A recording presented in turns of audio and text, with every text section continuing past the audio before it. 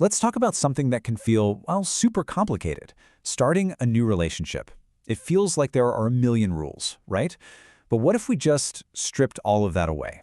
Today, we're going to walk through a simple, practical guide for building a real, healthy connection without all the drama. Let's dive in. Here's our game plan. We're going to break this down into 4 key stages. First, the art of starting, just getting the ball rolling. Then, moving beyond first impressions. After that, we'll get into building real momentum, and we'll finish up with maybe the most important part, the power of patience. It's a clear roadmap? Let's get to it. All right, Section 1, the art of starting. We have this idea in our heads that starting a connection has to be this big, grand gesture, like something out of a movie. But the truth is, real connections almost always begin with the smallest, most simple step. So what is that first step? What's tip number 1? It's this: just be present and be real. Seriously, we put so much pressure on ourselves to be perfect or witty or impressive, thinking that's what will get someone's attention. But that actually creates distance. Think about it. You don't connect with a performance, you connect with a person. Authenticity is magnetic. And this is the perfect example. You don't need some clever, rehearsed pickup line.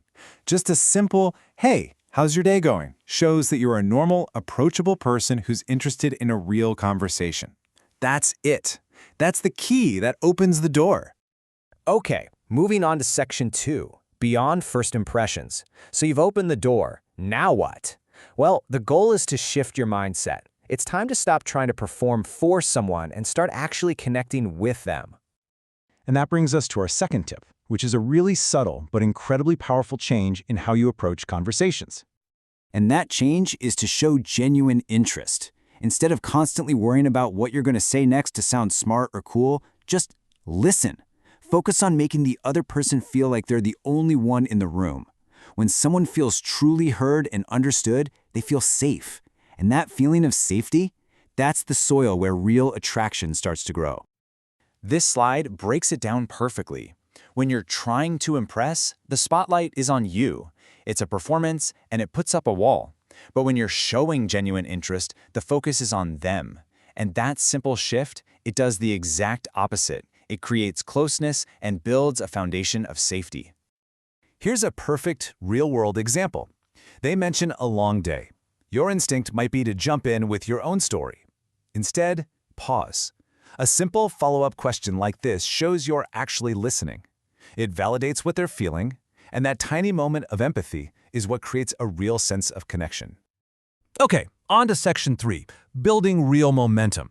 You've made an initial, genuine connection. Awesome. The next phase is all about moving things forward, but, and this is key, doing it with clarity so there are no games, and in a way that feels comfortable for both of you. So, this part actually has 2 steps that work together like a perfect 1-2 punch. It's a mix of being direct and honest about your interest, and then building on that with lighthearted shared experiences. Let me show you what I mean. Step 3 is about being honest. But look, this isn't some big dramatic confession. It's just about being clear. A simple, direct line like this cuts through all the confusion and guessing games. It's mature, it's respectful, and frankly, it shows a ton of confidence.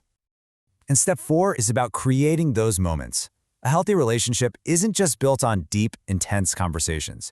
It's built on shared fun. Finding a common interest, like movies, and just exploring it with a simple question builds comfort and joy. These little moments are the real glue. And that brings us to our final section. And honestly, this might be the most crucial one of all, the power of patience. This is about understanding that letting a connection grow at its own speed isn't just a nice thing to do, it's absolutely essential for building true intimacy. So let's talk about our 5th and final tip. This one truly is a game changer. And it is this: respect their timing and their space. Look, everyone opens up at a different speed. If you try to rush things or apply pressure, it can make someone feel cornered, and they'll naturally pull away. But when you give them the space to move at their own pace, you're sending a powerful message. I respect you. And that feeling of respect is what makes a person feel safe enough to truly open up. I love this reframe of patience. It's not some passive, weak thing where you're just sitting around waiting. No way. It's an active display of confidence and respect. It shows you're secure in yourself and you trust the process, which, let's be honest, is an incredibly attractive quality.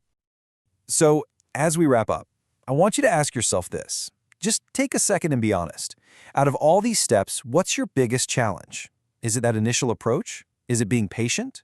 Just knowing where you struggle is the first step to getting better at it. So, if you take away just one thing from all of this, let it be this. You don't need to be perfect. You really don't.